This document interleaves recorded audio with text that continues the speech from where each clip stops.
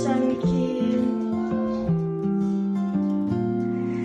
Мен неге адамдарды тыңдағанда, олардың жанын түсінуге тырысқанда өзімді бақытты сезінемін?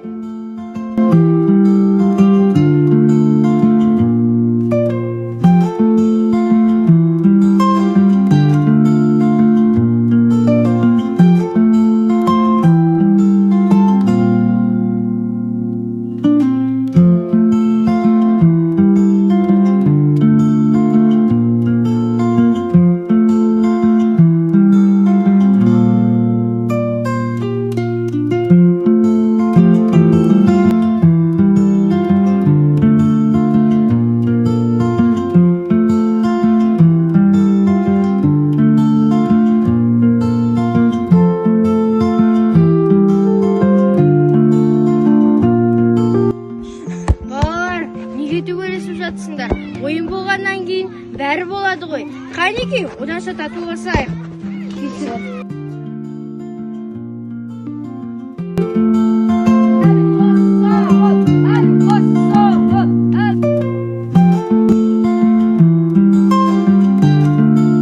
Самалға кім тиісті?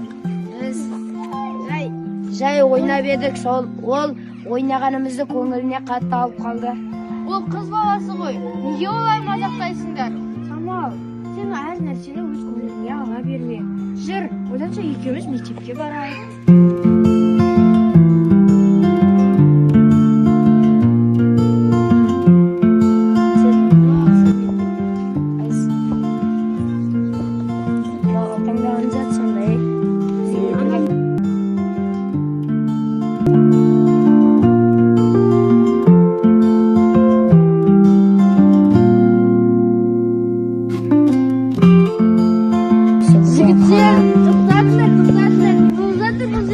Олар менің ақшамды алып жатыр.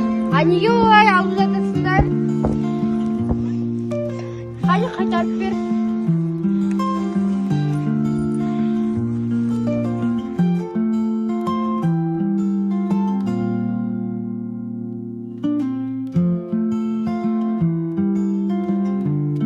Мен психолог болуды таңдадым. Өйткені әр адамның жан дүниесі ашылмаған әлем. Ал мен оны түсінгім келеді.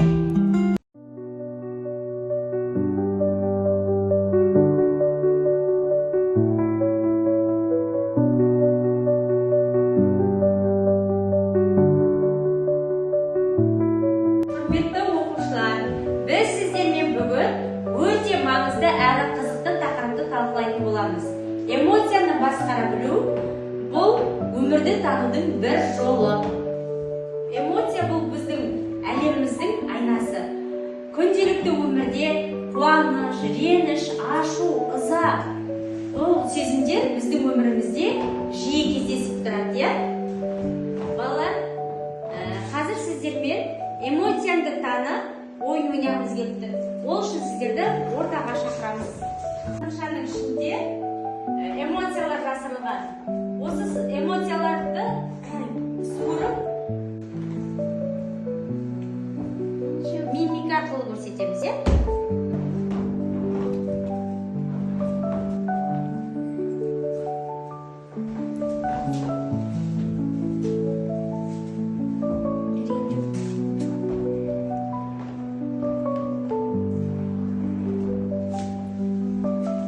Эмоцияны басқара білу мамандардың кеңесіне назар аударайық. Қазір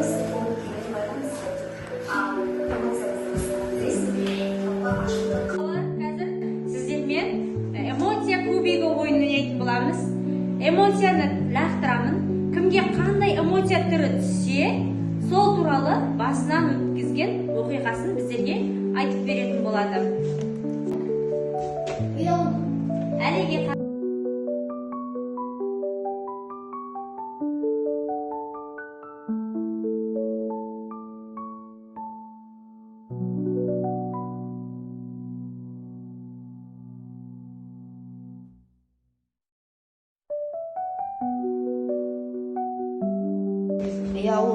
Мен ата-анама және де отбасыма серт беріп, ол жарыстан жеңіліп қалғанда қатты ұялдым. жақсы рахмет. Так, Артур.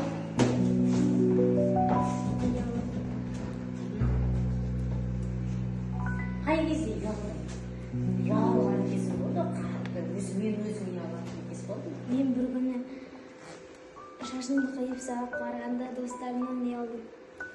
Не себептен? Өзің қаламағандай етіп қиып берді ме?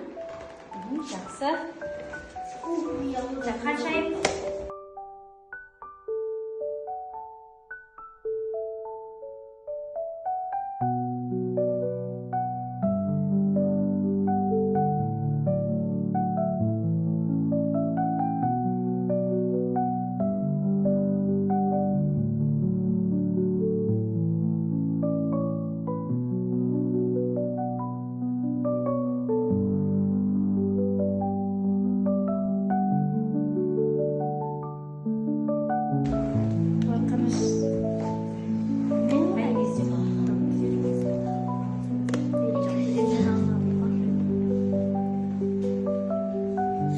Жалғыз келген жоқ.